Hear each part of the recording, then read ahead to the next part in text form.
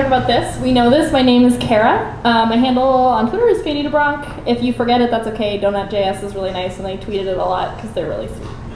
I'm going to talk about traveling. So about 4 years ago, I started traveling for my job. And I was traveling to around like 20 events a year. I was running or emceeing many of them. And it was pretty new to me. I couldn't believe how fortunate I was. I would give you more context, but this is like a 10-minute talk, so we're just going to cut forward. So I'd be on the road, and I'd get back to the office or get back to Portland, and I'd say hi to folks. Hey, what's up? I missed you all. Yeah, right? And people would say, wow, you must have so many free miles in your account from all that travel. It's usually the first thing that people say. And I would be like, oh yeah, no, I mean, I should. It's just the company policy says that you get the cheapest fare, and so I always pick that one, so it's like spread across 5 airlines, so it's like, if it's like 5,000 on each one, I don't really actually have that many miles, so I would get embarrassed that I wouldn't really want to talk about it. And then people would be like, oh yeah, the food in that city is so good, did you eat at my favorite restaurant? It was very stressful. I ate closest place to the hotel. I don't know if I actually don't remember what I ate at all. I'm just really bad at travel. God, I'm like bad at travel points, and I'm bad at eating. I'm just gonna avoid this topic as well. And people would be like, I would be like, hey, travel's like a little overwhelming maybe. And people are like, oh no, don't worry, you're totally right. You need these noise canceling headphones. And everyone recommends the same pair. You know what I'm talking about. There's like one pair that everyone gets. I don't own them, but they're like $300. And I'd be like, oh, okay, yeah, no, I actually at this point in my life made half of what you make. I can't buy $300 headphones. But I was so embarrassed that if I didn't take their advice, I probably shouldn't ask for more advice. So I stopped admitting that travel was overwhelming. And then people would be like, well, you just got back from there? Like, you must have had such a good time. Like, did I? I don't know, man. Like, I actually kind of feel like shit. So I'm probably just a really bad traveler.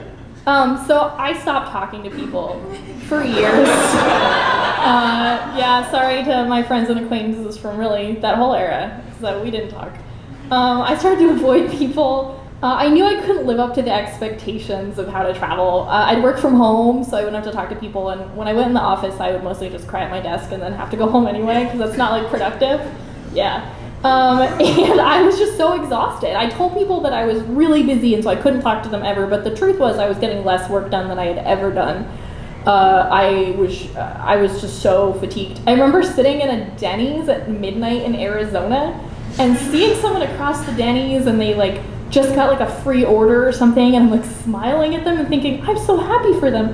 And then I realized, we lock eyes, and I realized tears are just pouring down my face.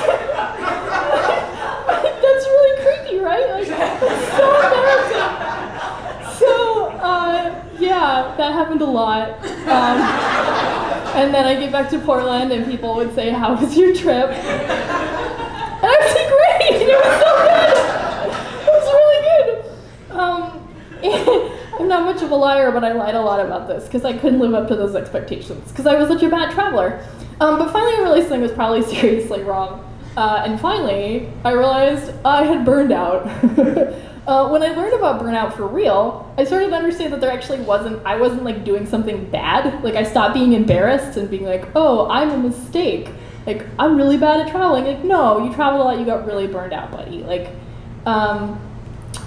where are we on? Yeah, here we go. So here are some symptoms of burnout. This was my wonderful trait list at the time, and that was exciting. So that actually made me feel a lot better. Like, oh, okay, I can deal with this. Like, there's a reason I'm crying at my desk. It's not my desk's problem. I also, I learned more about jet lag, and what I know about jet lag, what we all know about jet lag, is that what jet lag is that you're tired at the wrong time, and then you, toughen up, and you, don't take a nap until, the end of that night, and then you're like, yeah, jet lag, go away. But there's, actually a bunch of other symptoms, no one told me this. I didn't know this for, 2 years. I have so many regrets. So I bolded some of my ones that I most enjoyed experiencing. So I started to Google around. Here it says that business travel has a wide range of physiological, psychological, emotional, and social consequences that are often overlooked because being a road warrior tends to get glamorized. I love the term road warrior, by the way. That's definitely what I'm doing. I'm fighting a road the whole time. I feel super cool.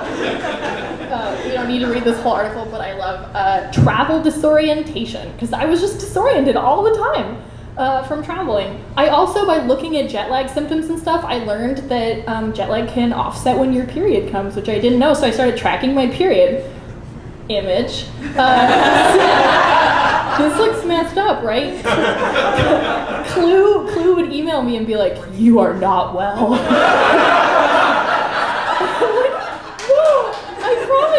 Look at this jagged line. I'm like, no, I'm just traveling a lot. But you learn, like, knowing that this wasn't just because, like, I was a bad person or, like, didn't track properly, like, learning that, like, actually no, like, jet lag does this. It will vary. I would say here to Europe adds about 10 days to a cycle for me. Oh, yeah, oops. Where am I supposed to go? We're going straight here. Oh yeah, so I started thinking seriously about a lot of the advice that I'd heard and the expectations that I put on myself. And one of the most common things that I always heard about traveling was that you're supposed to pack as little as possible, and the less you pack, sort of, the more virtuous you are, obviously. And so my colleagues would travel and they'd have like 2 t-shirts and like 1 pair of jeans, and they'd fit it in this little backpack, and they would get on the plane and be like, "This is how traveling happens." And I was like, what is wrong with me? Like, I had a roller bag, and I mean, the things that I've heard people say about roller bags, very inappropriate. Like, people are mean.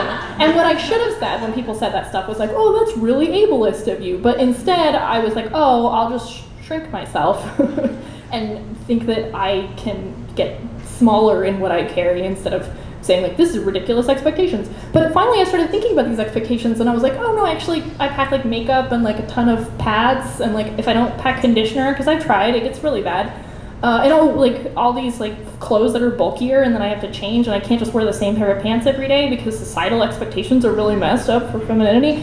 So I spent a lot of time thinking about these kinds of expectations and assumptions, and this really helped me a lot. So I don't have that much time. Oh, what am I at? 8 minutes?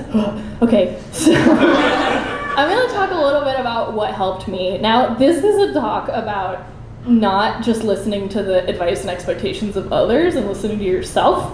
So I'm providing what helped me as an interesting point, but it's not like travel tips. It's like, no, these are things that help me personally and may or may not be positive for others. So one thing that really helped me was thinking about what relaxed me or soothed me at home, different from like a hobby. For some people it's like shopping or going for a run or getting your nails done or like looking at cute animals. I really like plants, and I realized that when I was at home and I got really stressed or anxious, I would walk out of my porch and be like, whoa, look at all these beautiful plants. So I started doing a thing where when I would land in a city, I would just go to a garden. And now what happens is that I'll get back to Portland, people will be like, whoa, you went there? Did you see this amazing marvel? And I'm like, no, I saw a garden and I loved it. And you have to look at pictures. Look at these like cacti, you know? Like, so you gotta kind of make peace with that, but kind of finding what relaxes you. And that all of my best memories now are the plants that I saw, which might sound sad, but I'm traveling alone, and that is a little sad. So I also thought a lot about what consistency is to me. So for me, I really love bathrooms because they're everywhere. I can find them in any place, and they're like a separate private space, and I love that. I could give a whole talk on bathrooms, but I don't have time right now. I just wanted to shout out to bathrooms. So I thought a lot about food. Decision fatigue is kind of a big part of travel. And food anxiety and decision fatigue are like best friends. They hang out a lot. So I can't really see a big version of my slide. I'm going to do that read your slides thing that they said never to do. So one thing I learned about food, it is okay to order room service. I thought it wasn't. I'm sure many of you know that it is okay, but just in case some people haven't caught up on that, it's awesome. Like when the election happened, I was shattered, and I landed in Belfast that day, and I ordered room service for 4 days straight, and it was a great decision. I didn't want to talk to anybody. That's okay. It is okay to eat at the closest place. You do not need to track down the local delicacy. You can want to, and that's awesome, and you totally should if you want to, and that's great, but like you don't need to check it off a list so when you get home you're not embarrassed when people talk to you. Because there is no pure perfect travel experience that you need to live up to. It doesn't exist. Yeah, okay, this is a little cathartic to make this talk. When I'm in Brussels, I go to this event that I don't really want to go to. I hope no one listens to this recording and finds that out. And it's called Fosdem. And I spend the whole time eating waffles because you can get them everywhere. I don't think I eat anything else. They're not nutritiously sustaining, but find what works for you. So I also learned that you can read a book or a phone in a restaurant alone, and it's not creepy. You laugh, but I would go in nice restaurants and sit there for an hour alone staring at the art. Like, I thought it was rude to read a book. It's not. Personally, I like to travel. Like, I want something that's really going to be engaging, so I pick fantasy books and young adult fiction written by women about women. Personally, that has been a great dinner date that I'm always excited to be with. So, find your dinner date. So this really helped me. So when I started traveling, I was pretty early in my career, pretty young, and I wasn't making that much money, and I was very thrifty.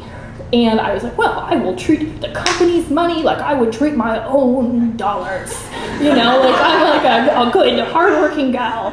And so I'd be like, I'll just get on this bus for an hour and a half to go to the hotel. And one day the CEO's executive assistant, Charlotte, who's been a wonderful inspiration, she was like, okay, what are you doing, Kara? What would Luke do here? And I'm like, well, our CEO would, he would not take a bus for an hour and a half. He would take the 20-minute cab ride on the company's money because he's got things to do. And she's like, yeah, so do you. So I did this. I would literally think, what would my CEO do? And I would sit there and be like, spell it out, Kara, get in the cab.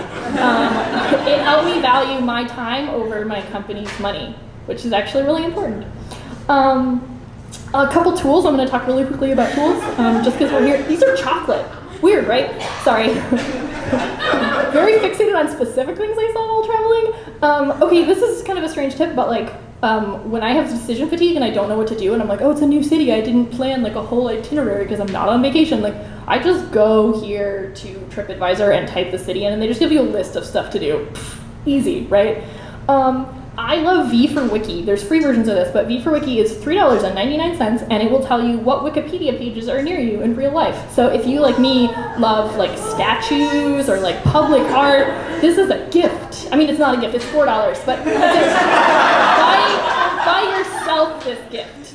You're worth it, is what I'm telling you. So if you want to. Again, no advice here is something you should or shouldn't do. I also love pouches. I think that pouches are one of nature's greatest gifts to us.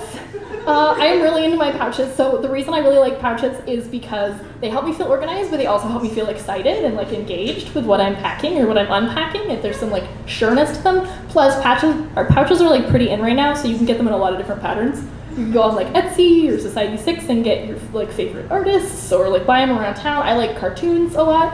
So I have my Steven Universe pouches that come with me, and I feel at home. I labeled some of them. There's a lot of stuff you can do. That far one actually isn't really a true pouch. Well, it is a pouch, but it's a square rectangle thing. Those are packing cubes, so a lot of people will roll clothes up or fold them and put them in those cubes and zip them down 3 times. But I actually just like them because then my clothes aren't floating around my whole suitcase. Yeah, so pouches forever. Here's some other things that I like. I like to bring a big external battery with me because I can charge my phone a couple times over, and that helps lessen my anxiety that my phone's gonna run out. And I like to bring my Rick Steves guidebook. I'm not ashamed, Rick has been there for me in tough times, and that means a lot to me. But you can get walking tours and stuff. I mean, online for free or in books like this, and just walk yourself. Noelle is actually a pro at that and taught me all about that. And then if I'm in a place where I'm not going to have any phone data, you can download your Google Maps, or you can send photos. That's really important because I didn't have time to talk about this, but talking to your friends is really important when you're traveling. Okay, so what else can we learn? Let's step back, because you folks may be like, oh, I'm not actually traveling anytime soon, or I travel all the time, and this is beginner level stuff. So let's go back a step. Written clarity in company policies benefits junior, marginalized, and honest employees the most. And the other way around. Like, this clarity is really important. You may know what the status quo is at your company, but if you don't write it down, I guarantee you it's hurting other people. And this really was hard for me because I always interpreted the harshest version. That's how I am. So you don't need to read all this, but well, sorry, that's a lot of text. But when I started running our team started running a program to send people out to conferences, I put a lot of work into making sure that we just spelled stuff out that we decided was like, they should just have this in the company policy, but I was like, hey, you can bring someone with you, just pay for them. Because I know that, but other people might not know that and might be shy. Where are we going? Oh yeah, let people assign value to their own experiences. So here are many experiences. Are these good things or bad things? I don't know, man. They're not inherently good or bad. So talk to people. Find out, don't immediately assume and react, because this is what has been kind of difficult for me. I stall for time sometimes, using phrases that work in either situation. But sometimes I'll just ask and be like, is that a good thing or is that a bad thing? And then the most important thing, if you take one thing out of this talk, learn to offer advice without doing damage. This is a life's work. I struggle with this. This is so hard to do, but so important. Advice can be violent. Advice functions around us every day, telling us who and how we should be, limiting our speech and limiting ourselves. Unsolicited advice is a silencing tactic in many situations, and advice in general is tricky because of that. So here's some tips. Ask permission. Are you looking for advice on that? I like to always ask for consent before I give advice. I think advice is a consent-based thing. Let's see. Get personal rather than prescriptive. I was in a similar situation. Sometimes if I don't know if they want advice, I'll just say, hey, this is something that happened to me, because it's just a piece of my experience. It's not telling them what to do. Ask open-ended questions. A lot of times people just want to talk stuff through. You actually probably don't know better than them in most cases, because they actually know their own life better than you. I know that's a huge shock for me, at least. I know everything. But people just want to talk it through. So just ask open-ended questions like, so what have you tried? Or what might you try next? What are you thinking about doing here? Keep privilege and diversity in mind. Everyone's situation and solution is totally different. This is a cry. I had to cut a lot of this talk, but what works for you is not going to work for someone else, and that's for a lot of different reasons. And then they're in control. So after you give advice, move on. You can't make them take it. You shouldn't, at least. Please don't. So this is something I've really been practicing a lot. But I want to give you a happy ending to this talk. So I don't travel anymore, so